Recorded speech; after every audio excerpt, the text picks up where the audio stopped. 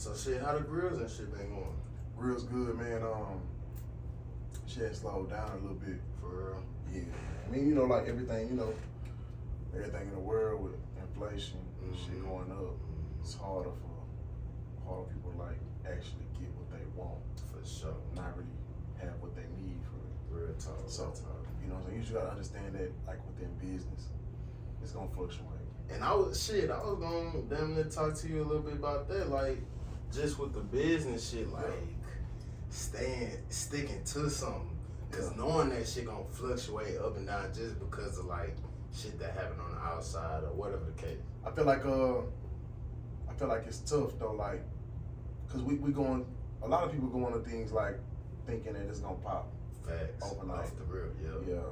Music, whether it be podcasts, clothing line, just any business, you know what I'm saying? But you gotta go through it to get to it. Facts. And if you stay down long enough, it's gonna come up for real. You're gonna come up. You know what I'm saying? Even if it's not, like, you just gotta realize, like, just really this shit, I ain't get religious, but this shit alone is like really counting your blessings. Really seeing like it, in my mind, like it could always be worse. Tight. That's a fact. So if I go from selling, I went from selling like 20 grills a month in like 2021, like around COVID time, and then 22 was like my worst year ever. For real. I think like I said, I go from selling 20 grills a month. So I think I sold 20 grills in a year. And it didn't have nothing to do with the marketing or nothing. Nah, it was just people wasn't able to. Tight. You know what I'm saying? You can't spend that extra dollar. Yeah.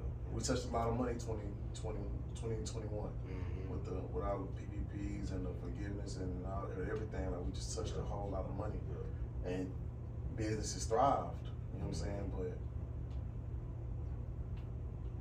now we look at it and it's like, okay, what's more important to me? The 6-piece grill, the $60 t-shirt that my partner's selling, or right now my $400 light bill. Gotta get that, You know what I'm saying? Like, gotta get the bills paid. You gotta keep the main thing the main thing. Okay, good. Shit, we go ahead and get this whole rolling.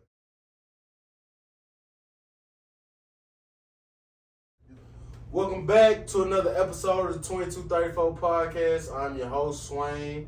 Here with my boy Oblivious Jones in the building. My boy pulled up on me, man. Yeah, for sure. Got me some merch and everything. You know, I had to do a little product placement. Yeah, I appreciate you, off real. No problem, man. And before we get started, I want to make sure to tell y'all like, follow, share, subscribe. Please. On everything. And shit, let's get this whole started, man. So tell them where to follow you and shit, where they get at you at. Man, y'all know y'all can Google me, man. Oblivious Jones, man. Everything gonna pop up from the website to the music to Instagrams. Everything is linked together. ObliviousJones.com, where you can get the merch at. Tap in. Just tap in. Okay, bet. So first thing I wanted to ask you was, how did you come up with the name Oblivious Jones, and do it have like any other meaning to it? Man, I was in college, and one of my professors had they was talking, and I think he asked a question. Somebody asked a question. He asked a question, and somebody know the answer.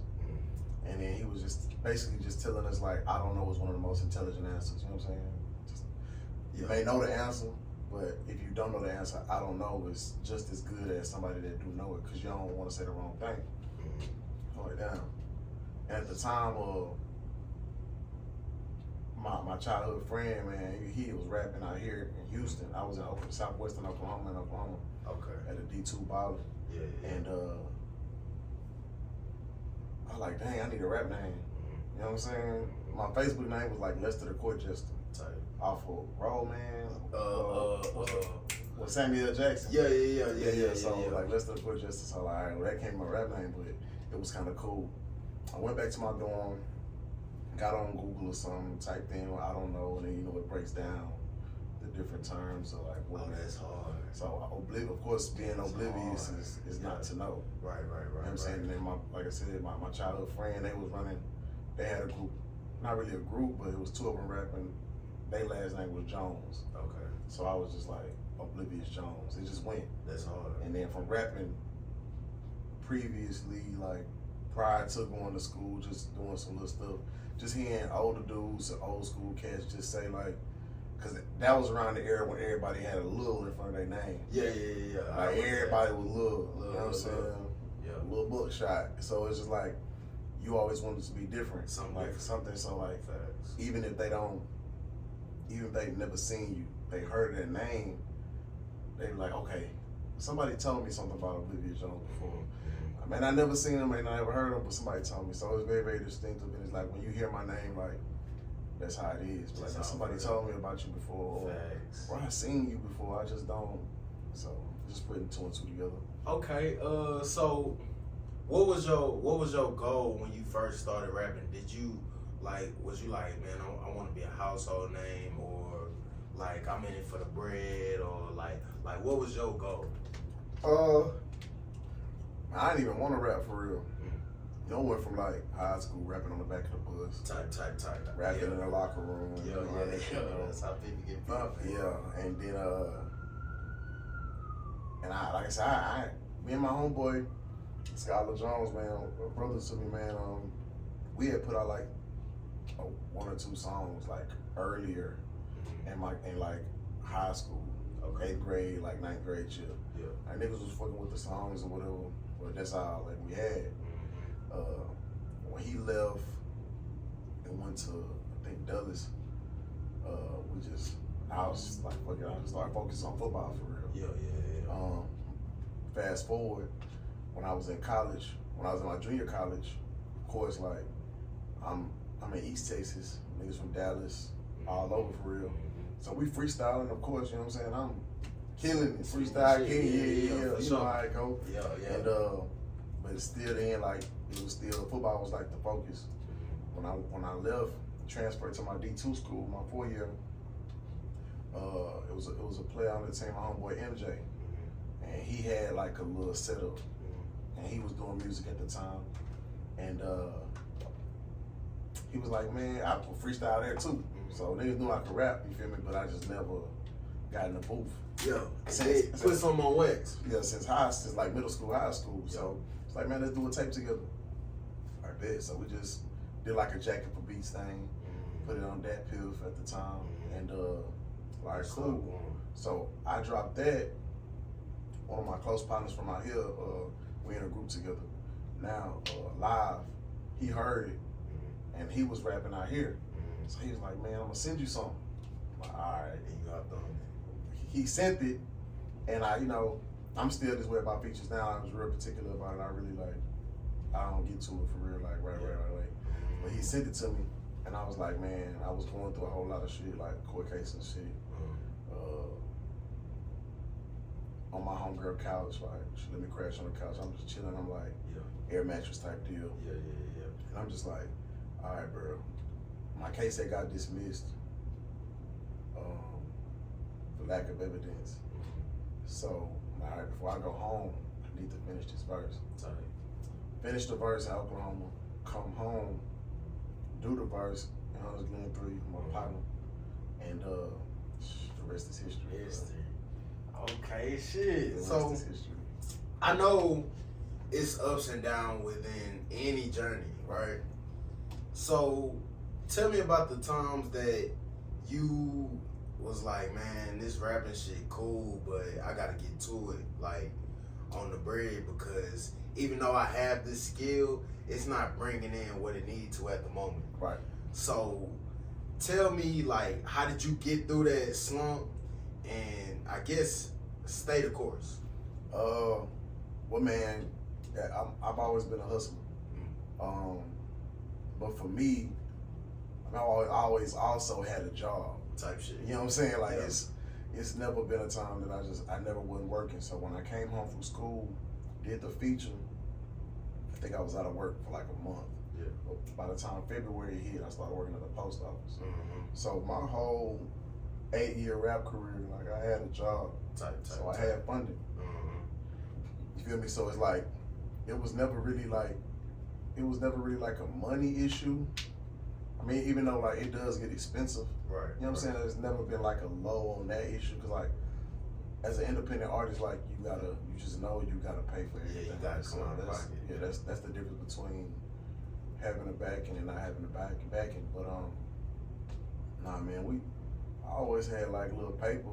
But I mean, of course, like if we had more money around the time that we was doing it, we'd probably be further along. Right. Because we had to do everything ourselves, and I had a son.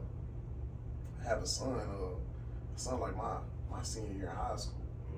So also, which is why I always had a job. You know what I'm saying? So it's like it's just, you know, taking care of your responsibilities type shit. You know what I'm saying? Which is why I feel like I've been away from rap for like a year or so now. Because you gotta take care of the responsibilities for sure.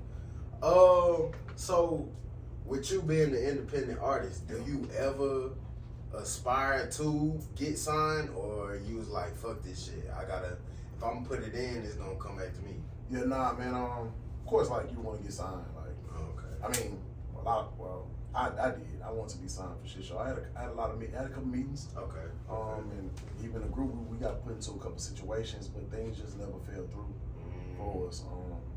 And then like after the group shit happened, not because we still a group now, but after we had, because we was recording at Matthew Knowles' spot. Okay. You know what I'm saying? We with a producer that was working with his girls, the 3 girls that were there. Yeah. Sonny the Rapper's one now. Shit. Sonny the Rapper, Tally, which is I believe B King's girlfriend now, and then another girl, because he was like trying to kind of recreate Destiny's Child. Okay. So we was at their studio a lot, and you know, walked in a couple of sessions. He, you know what I'm saying, he fucking with it, but of course his main focus was that. Right. But on some solo shit, like I had a couple meetings. I had a meeting right before COVID, like 1920. I believe with a dude who was like affiliated with like Columbia or something. Okay. And man, I knew I was out of here. I knew it. Was that after the freestyle you did in the T-Homes? Or was it before that? Probably before. Okay. Yeah, cause after that 1920, cause this is like right when COVID hit. Yeah. Because people was catching COVID-19, but we didn't know what it was. That was facts. Like they was sick. They're like, I don't know what's going on. So so Thanksgiving, we go. One of my homeboys that I went to junior college with, he was like, he always showed me love, man. Always showed me love, and one day he just hit me up. Was like, hey, I sent your stuff to like Nipsey Hussle, Bodyguard. He said, hell shit hard, you know what I'm saying? Because you know they be banging on wax and shit. So he's like, hell shit hard. Woo. He was like, man, I gotta get you out here with my pops. I'm like, all right, well, we set it up. You know what I'm saying? So I think right after Thanksgiving, he set it up. Me and my manager and Lil Nick had drove out there to Dallas, man. And, we sat down in the living room, and we just chopping it up. Of course, like people that's been in the industry, people that have meetings a lot, like they done pretty much heard it all. You know what I'm saying? So it's more so like, all right, now what makes you different? Facts. Boom. So I'm in there kicking it to him. You know what I'm saying? Giving him the spiel, not too much because it's like, you know, I'm here for a reason. You know what I'm saying? Right. Shit, not no cocky shit, but like, so I'm like, well, shit, fuck, you know, I got the music. Get to playing the music. I got like my catalog like 60 something songs. You know what I'm saying? So I'm playing the music. He bobbing. Then he lean over and tell his son something. And then come back. And then he just bobbing. So we go from the music to the videos. I'm like, oh yeah, I got it on YouTube too. So we go to the videos. We just going. So, oh, it's crisp. It's this. Oh, look at it. It's done. You got the image. I'm a video shot by No Cap Films. Okay. You know what I'm saying? So it's like, I did that specifically because I wanted to have a look, kind of like how the baby got the real ghost and shit like that. I wanted to. Yeah. You know what I'm saying? As I progress within my rap career, I wanted those guys to. That's fine. Grow with me, along with me, because, you know, Axel and they're like family to me. You know what I'm saying? And then our daughters, crazy. Our daughters are born like a day apart. Damn. The same hospital and everything, so that's also dope. So we do birthday parties and shit out. So it's cool. So I mean, the meetings and shit went where everything went good, man. But at the end of the day, it's like it just came down to followers, Instagram. So do you think that's what kind of like get the money? They don't see the potential. They kind of see what you already did by yourself. Yeah. So that's pretty much how it goes, though. You gotta they want something that's already moving. Cause it's like, you know what I'm saying, you want to put something behind something that's already got motion for You real. don't want to waste your money. I mean, they got money to waste, but them taking something from the ground up isn't beneficial for them. Right. Because you want to see a return on your investment. Right. So it's like, you know, are you already, and even at like on the low end, like 20, 30,000 followers, you basically already bringing in revenue. Yeah, you got some type of motion. Right. Which is why, but like I told the guys, like, you know, man, if I was up 20, 30,000 followers, like, I wouldn't be sitting there having this conversation. Facts. It wouldn't be you I'd be sitting in front of. Right. I wouldn't be. But see, that's the thing. If I had the numbers, because I've always had because like I said, I wanted to manage my partners. I knew the people. I knew the infrastructure. I knew what it would take to get to the next level. Right.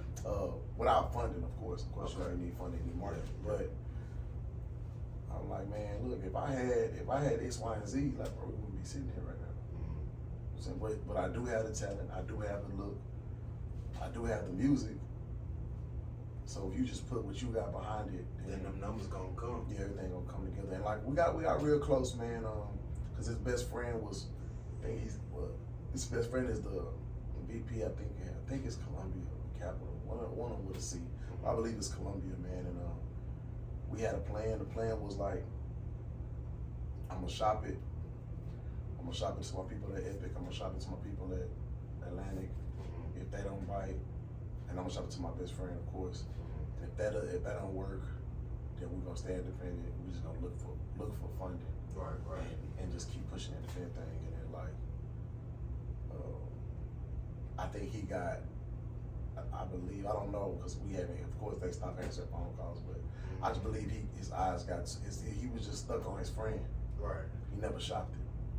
Cause he was trying to force feed it to his partner. And his partner was like, I mean, he's good, he's this, he's that, but he just doesn't have the numbers for me to just be like, to go get him. Right. Yeah, man, and that fucked me up.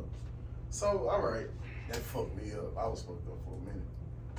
Let me ask you this, because a lot of people might ask, you know, what does it take? What does it take to pop or like to officially make it? What do you think that intangible is, other than like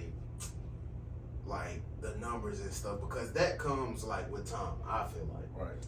What do you feel like that intangible is that gets people over the top? And something simple, consistency. Oh, that's a gem. Yeah, consistency, man. Cause it's just like, I mean, Jim Jones said it like on a little clip that everybody play. Like, you know what I'm saying? When you ain't got nothing else, if you're consistent, nothing else matters, man. I feel like that's what get people over the hump. And then like just locking in and staying focused, cause you gotta think, bro. Your everyday life, you deal with so much. Right. You know what I'm saying? I guess you had a podcast, but you got so many other things, so many other moving parts. Facts. You know what I'm saying? I heard in your last episode you got a son. Yeah. You know what I'm saying? It's just you got so much other stuff to worry about. But for you to continue to DM people, book appointments, get this stuff rolling, it's just, it gotta happen. Right. And the 300 Lou. Lou. Yeah. So I listened to that podcast. So he said he dropped a lot of gems. And one of the things I picked up on was like, you gotta focus on you. Yeah. You know what I'm saying? Facts. Yeah, you got kids. And that's where I am right now. Like, yeah, I got kids. But like, when people call the phone, they want to talk to me. Calling you. And they need me to be there for them. So, but of course, like, when you're younger, you don't really see that. You want to go hang out. You want to go do this. You know what I'm saying? So, like, listening to Wayne saying he locked himself in the studio and Birdman didn't let him do nothing but rap. Yeah. You can see the byproduct of that. You know what I'm saying? Like, the difference in between, like, niggas that make it and niggas that don't make it. Kobe, LeBron, like you see, like of course these niggas probably one of the best niggas growing up. Right. It's always somebody better. Mm-hmm. But the work ethic, the skill level. Facts. You know what I'm saying? And that's what I'm preaching to my son right now. You know what I'm saying? It's like, yeah, you see Tyreek Hill, you see, you know what I'm saying, these quarterbacks, receivers and stuff like that doing their thing, but you don't get to see the hard work that they put in, the not giving up that they put in, and they didn't have doors closed in their face. You know what I'm saying? They ain't shut down. Right. You just gotta keep going, bro. That's a fact. So with you having your son, and well, with us having kids, right? Mm-hmm. And coming from the background that you do have, what do you think?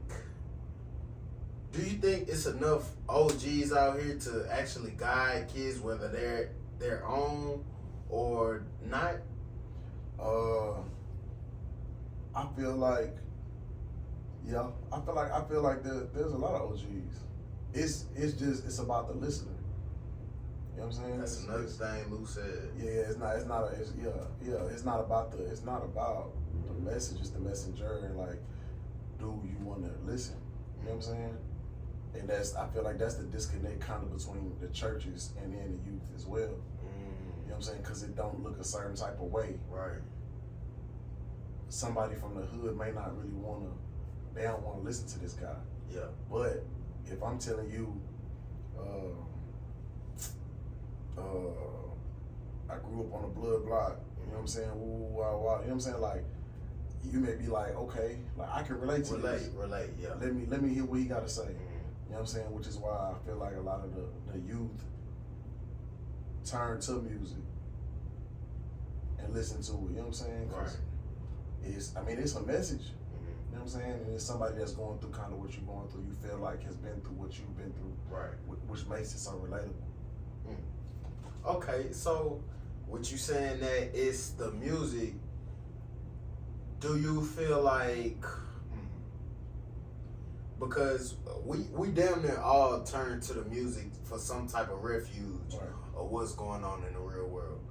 Do you feel like there needs to be, like, everybody can't make the same genre and the same type of music? Like, it needs to be like, I guess, sub-genres of some positivity. Right. You know what I'm saying? Yeah, but I feel like it's positive music is out there. But it don't get pushed as much as the, like, more relatable, you know, this type of environment type music. You know what I'm saying? Yeah. I just feel like look at the world. You know what I'm saying? The world thrives off of negativity, that's bro. a fact. You know what I'm saying? Like, the news wouldn't be the news if little kids was passing out lemonade every fucking week. That's a fact. That's a fact. And the Boy Scouts had, you know what I'm saying, they feeding the homeless downtown. Like, that, it's a segment for that. So why do you think as humans we thrive off that shit?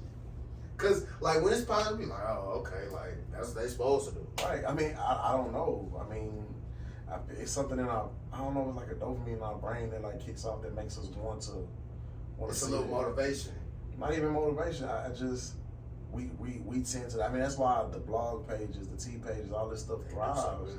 Yeah, because it's like we want to see, like, it's a little part of us that want to see like some shit like that happen. Type shit. You know what I'm saying? Mm-hmm. But yeah, I mean, but at the end of the day, it's really what you subscribe to. Facts. You know what I'm saying? Like, you don't have to follow the gossip pages. You don't have to see the tea. Like, you control what you see. You know what I'm saying? Like, if you don't want to see no negative stuff, like, you wouldn't. Yeah. Your algorithms wouldn't even have that in you. Yeah, because I mean, you don't follow. All you follow is the good shit. Mm-hmm. Okay, so pivot. We're gonna get into you being an athlete and how, because at a point, you know what I'm saying, we was doing this athlete shit, like that's all we knew. So during that, it was like, ain't no ending. We gotta grind on this to get to this point. Right. But when you came to that point of like, man, this shit might be, you know, I might have to pivot. When was that? And how did you like go about it? Man, it was tough, man. They don't, and that's the thing, like, they don't teach you that shit. Facts. They don't teach you, man.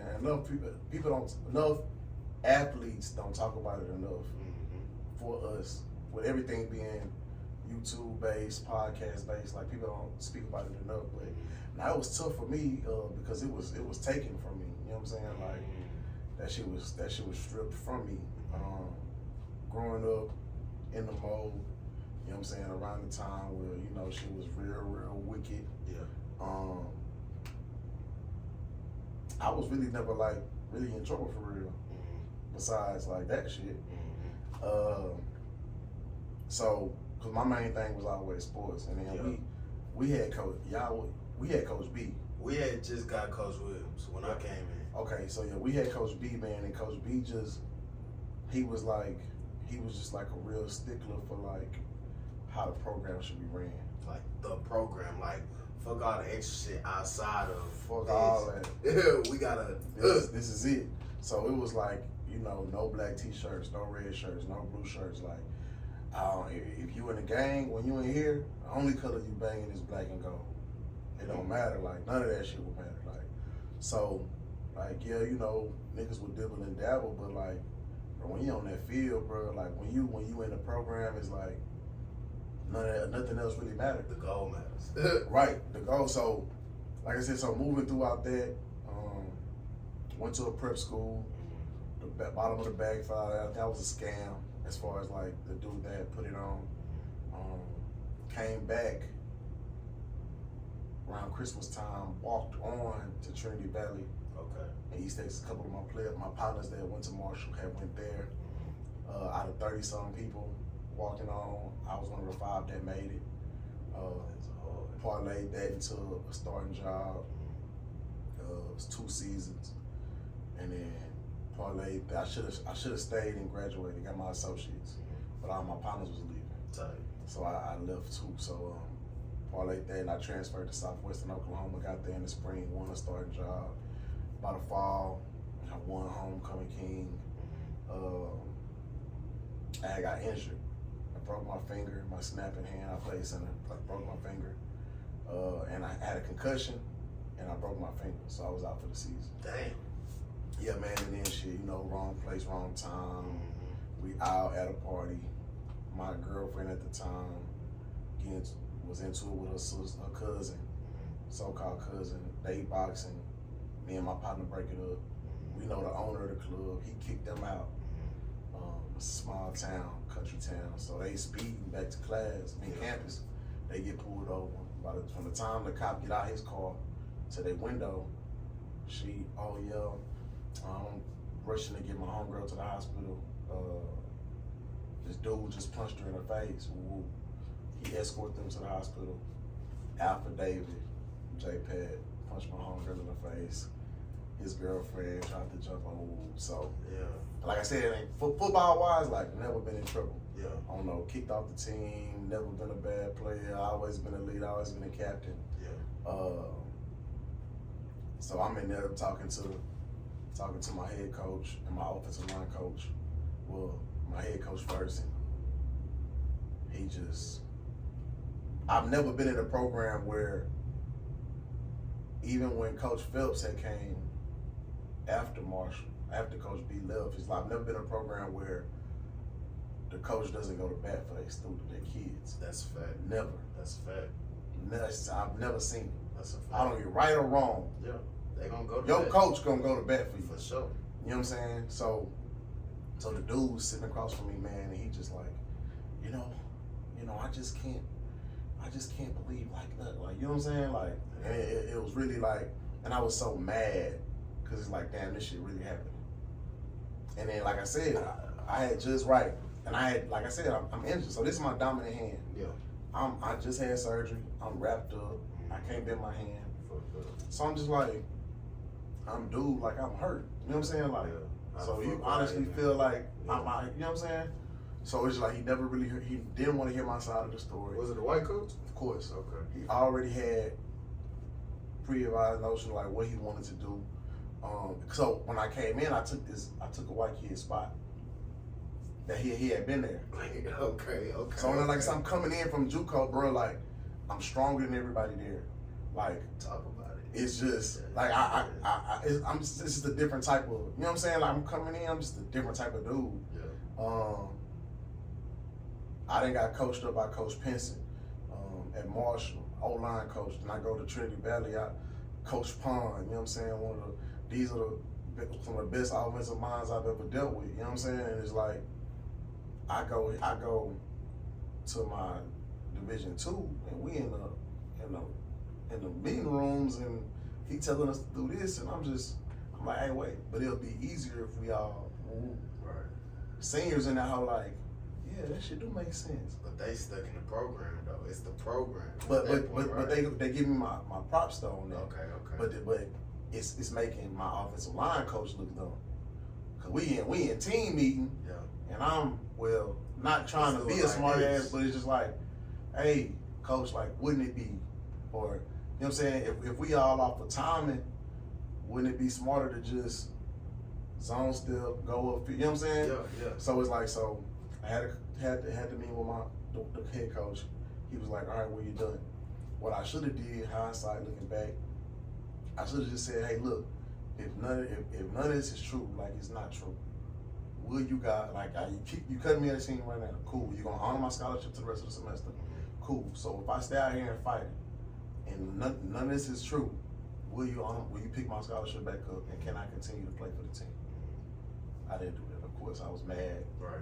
On some fuck you shit. You think it was on surprise? Yeah. I mean, I was young. I was young as hell. So it's like, of course, knowing what I know now, that's what I would have did. Finished out there, got my degree. Went to the O-line room, same thing. You know what I'm saying? Do you think it was because like they didn't really know you and you was coming in just wrecking shop and they was looking for something? Yeah, I feel like they was looking for something. I mean, bro, everybody. I mean, I'm known. You know what I'm saying? Like everywhere I go, like niggas fuck with me. You know what I'm saying? Like whether it's hoods that we not supposed to be in, some schools we not supposed to go to, like niggas fuck with me, bro. I always been a stand up nigga. Like you know, I'm not gonna let nothing or nobody. You know what I'm saying? Like even if a nigga outnumbered, I'm not finna be like, we finna get on his ass. Like, nah. Yeah. Who got a problem with him? Man? Yeah. I'm gonna make sure you get your one. Tight. Cause if the roles was reversed and I was in that same situation, I would want that same respect. Of course, it's easy for you to get on my road. Yeah. But call your biggest and baddest side, and so I always been that type of way. And when I go to these schools, it's the same way. Mr. Trinity Valley, Mr. Swasu, all of that. You know what I'm saying? So it's just like they love me because they had like I got arrested. Well, they had banned me from like going to any of the games, and I'm real big on like support. Right. So shit, I got the whole football team at the basketball. Like this shit that don't even be done. You know what I'm saying? Like before I got there, like you have the white Greeks there. You know what I'm saying? With their shirt off, with cool, but like the athletes never really supported other athletes. Facts. We at the volleyball games, then we at the basketball games. So like they seeing this. So it's like when they banned me from going to any athletic program, any games. I think the basketball team was finna boycott. Like we had a big rival game coming up, Northwestern University. Yeah. And they was like, nah, we're not playing in it unless Jay Pagan come. That's hard. So they let me come, they let me come to the game, but that's the same game that they arrested me at. Damn. Right, because they knew I would be there. Okay. So, all right, because I could damn near kind of speak to something that you saying because I went to Lamar, but I walked on. Yeah. And I had to tell it, I'm going crazy, but they already got these guys on scholarship. Right. They already proven that they ain't shit, but they got the scholarship. Right. So they just like, man, you damn near just gotta work 10 times harder just to get on the map. Right. And I don't know, me being younger too, I was just like, man, fuck that shit, cause I know my skill and I know my potential. So if that shit don't show on film, it's obviously you overlooking for a certain reason. And once, cause you know we do scout team, the freshmen. Yeah. They do scout team against the first team. And if I got the defensive coach, you know what I'm saying, Be like, hey man, shit, you got long arms, shit. Just go ahead and come over. It's just like, damn, why the offensive coach Right, yeah. ain't even, you know what I'm saying, looking towards my way, and I'm getting beat the fuck up by him on scout team. You know how that scout team? Yeah, it's tough, man. They say go 100%. Give them Give them a look. Yeah, give them a good look. Cause you cheating them if you're not. You cheating us if you're not, man. Man, so we're gonna go and get some, yeah. So I'm like, man, I stopped that shit. That was my pivotal point, and I ain't gonna lie. From that point, I ain't really have no foresight for the future because this all I know since Lil League, right? So it was a conflicting moment for me because I had to really grow up into a man. You know what I'm saying? Because everything is planned. Yeah. From high school, everything is planned. Set all the way up. You just got to do your college. Even in college, you just got to show up. They got an itinerary. Get itinerary. We eating breakfast at this time. We're gonna do walkthroughs at this time. Get dressed at this time. Go to the bus at this time. Everything's set. Get to the stadium. Walk through again. Yeah. And then shit, you go back to your dorm. And then from your dorm, shit, nigga, we got practice. We got film tomorrow at this time. Yeah, Be there. Yeah. It was just like a structure. And I mean, I definitely fucked with it. I just didn't fuck with like the politics. Right. But that shit made me fall out of love with sports. Right. But at the time, that would be like ego, pride. Right. Not knowing. But like I said, when you're young. Right. When you're young, it's just don't like, know. Yeah. All you know is I'm better than that nigga, like I need to be balling. Right. And you don't really understand the ins and outs of what they got going in the rotations and what they talk about in meetings and stuff like that. So I could definitely feel what you were saying, and maybe I think it was a certain intimidation because they picked these guys, hand-picked. Right.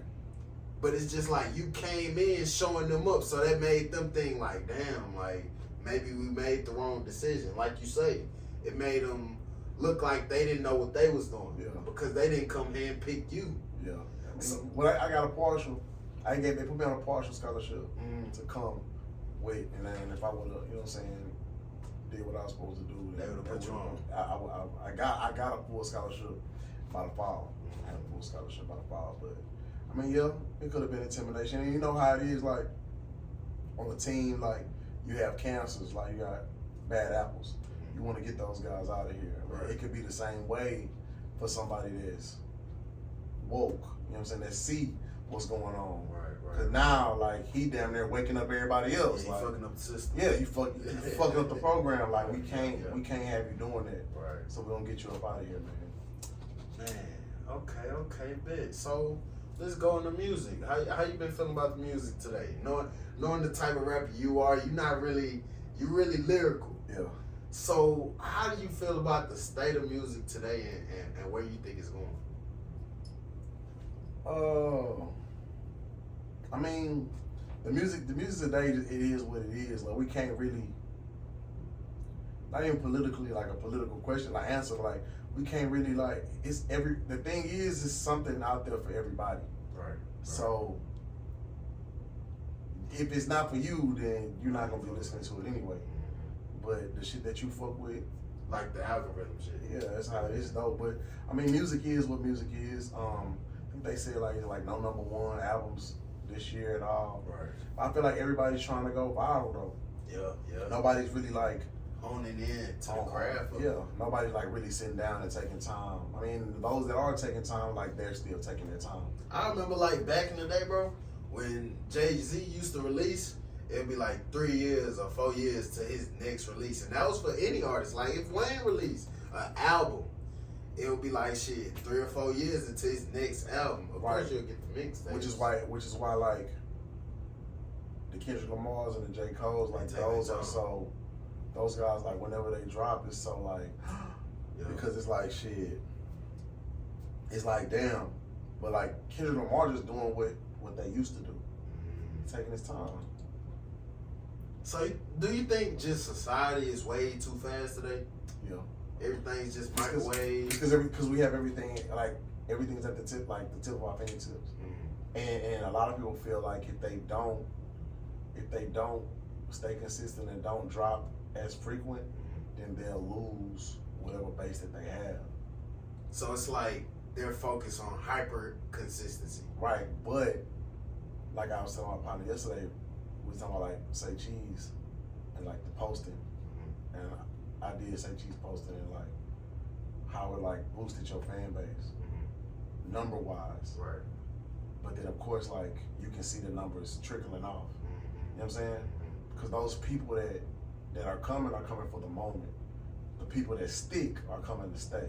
Right. You know what I'm saying? So regardless of like what you put out, what you drop, if people buy into what you're doing, they're gonna always fuck with you for you being you. Right. But if you punching on niggas and then like you turn Christian and you're like, I'm done fighting, and then like, oh fuck, you don't want to watch you no more then. But the people that see that evolution as something great, like now I want to see this. See what it turns into. Yeah, because I'm not a fan of the music. I want to be a fan of the person. Yeah.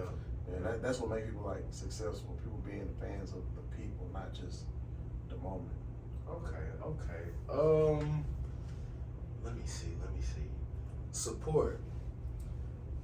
Being that you are the person that you are, and you have no problem supporting, why do you think others have a hard time? Well, the areas that we come from, or say that, you know, we're coming out of Mo City. Why do you think it's so hard for people to get that support from there, like where they come from first? I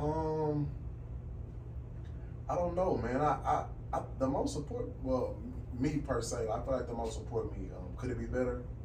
Of course. Right. But I mean, people gonna support. But if that's the thing, like if somebody know you a bullshit nigga, and then you come out with like some cupcakes, and then you mad niggas not buying, like, but you been a bullshit nigga. So you know what I'm saying? So that's what I'm saying as far as people buying into you. Yeah. You know what I'm saying? When people, before the product, nigga gotta see you. Facts. You know what I'm saying? 9 times out of 10. And I tell people all the time, even with the grills, I partner with people, put people under me, and I tell them from the get go, like, bro, if you a nigga that robs, steal, if niggas think you shiesty, why would somebody trust you with money? Yeah. So don't even waste your money. Don't give me your money, thinking that we finna do business, and you can't sell it because you're doing yourself a disservice. Right. Your name not good. Yeah. You're doing yourself a disservice. Yeah. So that's all it is. I feel like, man, support going. And sometimes, like what Boosie and them be saying, like sometimes the people that are around you can't believe that Lil J Pad, That's a nigga, fact. That's from a fact. Bridegate, really out here doing shows, opening up for niggas, other shit like that. Like, so I mean, it just takes the outward to bring it back inward. You know what I'm saying? That makes sense. So, do you think we need to focus more on, not say focus more, but do you think we need to, I guess, stop doing stuff for the hood and do it for like, not the hood, but I guess the message. Like, don't worry about, you know what I'm saying, what your hood might think or what, you know, your circle might think. Just do it because you passionate about it and you see potential in it. Right, yeah, man. Just push it. Just push it. And those that will fuck with it will, and those that won't. Okay. You know what I'm saying? We can't really focus and hone in on, cause then like, cause these people like your hood don't support you anyway. Right. So we pushing a message to this 1,500 people. Yeah. When there's 20,000 people out there that could possibly give a fuck about what you're saying. Right. Okay. Shit. Do you have any burning topics to get off your chest or anything you want to ask me? How's the podcast going? Man, I could say, I don't know if you seen the Coach Banks interview. I saw the snippets of it. I didn't watch it. But since then, the floodgates have kind of opened, you know, and I could say at a point in time, I was going through a slump, I guess, because I was coming from the studio where I was last time, and then I just had to figure out how to get this shit running on my own. Yeah. Because at a point you be like, man, I need somebody to do this. I need somebody to do this. I need somebody to do this. But you don't never take yourself like out of the box and be like, man, I got everything right here. Yeah, I have the resources. I just gotta figure out how to put them in place so I can use them the right way. Right. So, I mean, the podcast been good, man. It's been elevating how I needed to, and I'm as consistent as I want to be. Right. You know what I'm saying? Before, I had to wait on this. To get on a consistent basis. Like, of course, everybody want to be a boss, but when you got the people under you that the machine, the mechanisms is not moving how you want it to, the shit get annoying. Yeah, not for sure. So I feel like this is just me. I gotta learn all the parts of the machine first by myself. So once you are able to get people to work for you or with you, right, you'll be able to delegate. And I know how to do it because I did every piece by myself. Right. You know what I'm saying? And it made its motion. So with people under me, that should boost. Make it easier. You know what I'm saying? Because all I gotta do is come up with the content. Right. I don't have to focus on, you know what I'm saying, the camera angles, the editing, marketing, and shit like that. So I don't know. I like it because if I'm gonna give myself a title such as boss, then I gotta know everything that comes with it. You know what I'm saying? The ups and the downs. Right. So it's just like shit. I like the journey. At first, it was, I don't want to say disheartening, but it was like I'm doing something positive. Right. What the fuck? Like, you're not getting support. Yes. Yeah. And it's like I ain't doing the same as motherfuckers out here. I'm doing something completely different because I ain't gonna lie. I don't think niggas from the mode like to talk on camera, or it's some kind of like they nervous or it's just niggas just think they too cool, bro. That's what it is, bro. They just think they too cool. And I don't get that because I feel like shit.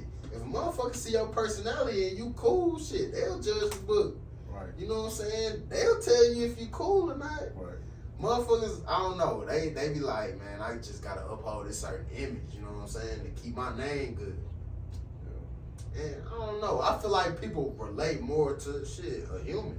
Right. That show, you know what I'm saying, the good, the bad, the ugly. That's the thing. That's what people don't like really understand. Is just like I told my son the other day, I'm like, man, everything I done did from this age to this age is to solidify, like make sure that what you got going on is straight. You know what I'm saying? Exactly. So like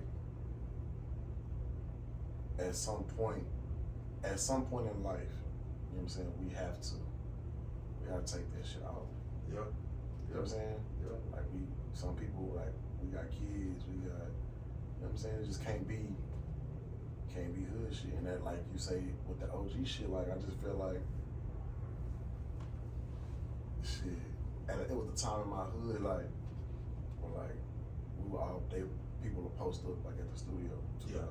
It's just like, it's around the time, like, everybody was getting paper, everybody was touching money, man. It's just like, I'm seeing young niggas with way more money than I ever seen in my life.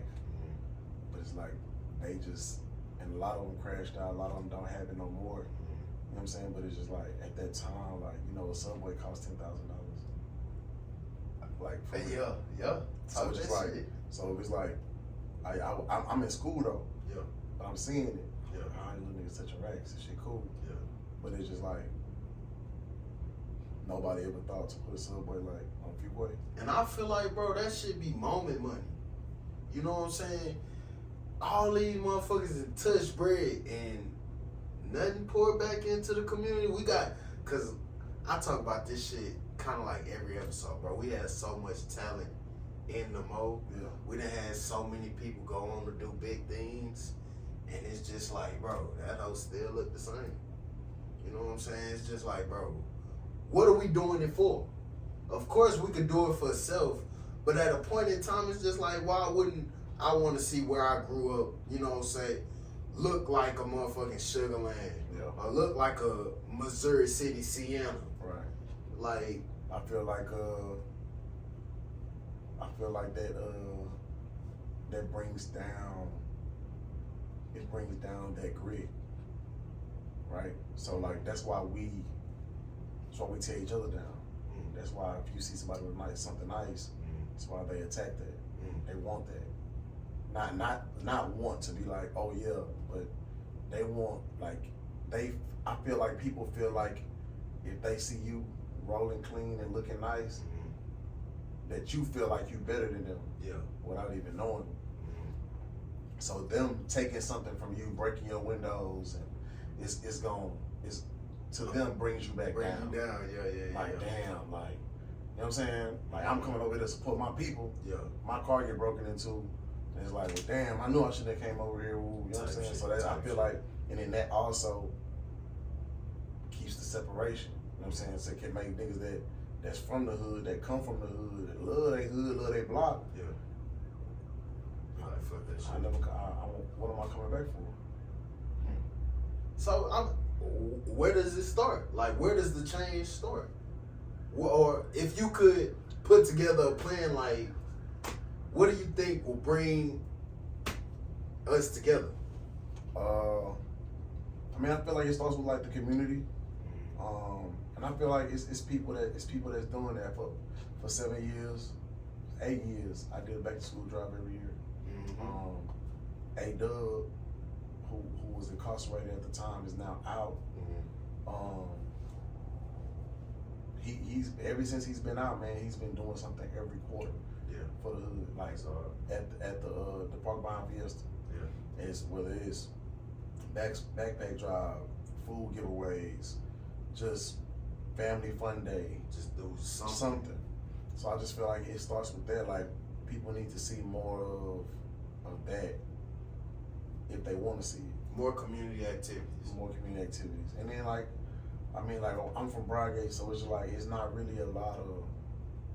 It's no outlets, and so I think we got a library, but like I feel like it needs to be a gym. Like everybody that I grew up with, like that's only when we talk about it. And when we start touching paper, like we're gonna fix up this little strip right here and make it a gym or a community center for the kids. You know what I'm saying? To work out the outlet, but of course, like we never had the funding to do it. Right. Somebody got some money, they finna do something with it. Don't know what they're gonna do with it. They're gonna do something with it.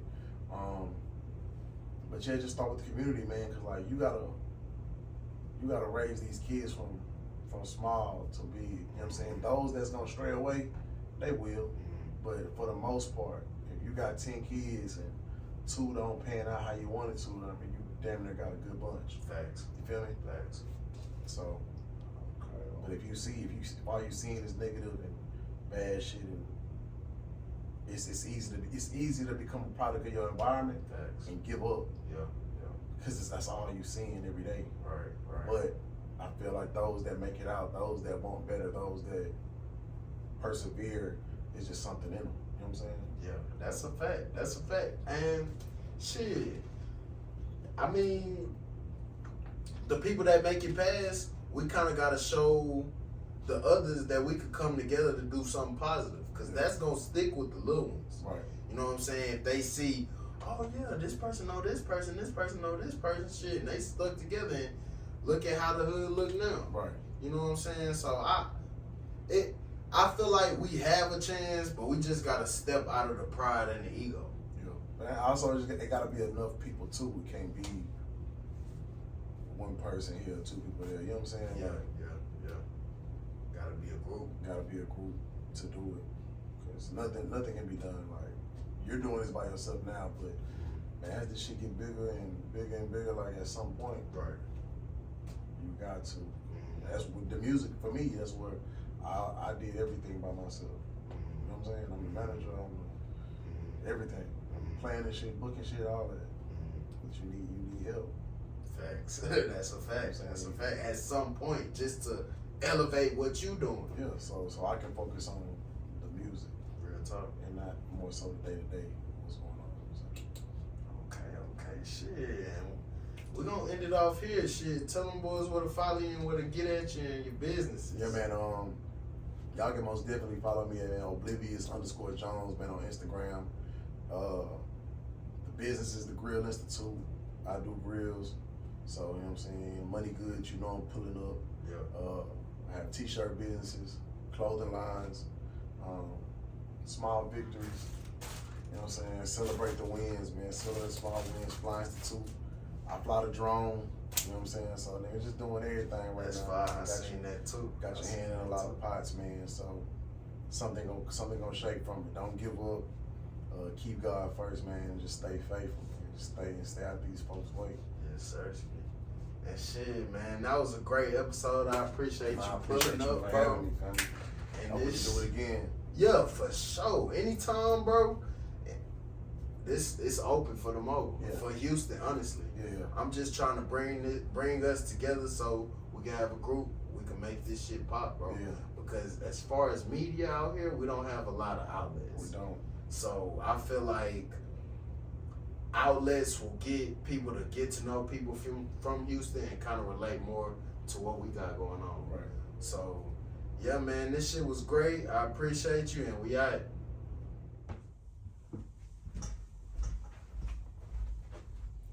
Yo, I don't know whoever you are, but listen, if you watching this, it's for a reason. Make sure you like, follow, share, subscribe, anything 2234. Follow us on all the socials, all the streaming platforms. Shit, we out here. You sitting on your phone anyway, letting your life pass you by, scrolling on TikTok for hours. Go ahead and get some great game from your boy Swain. Hey now.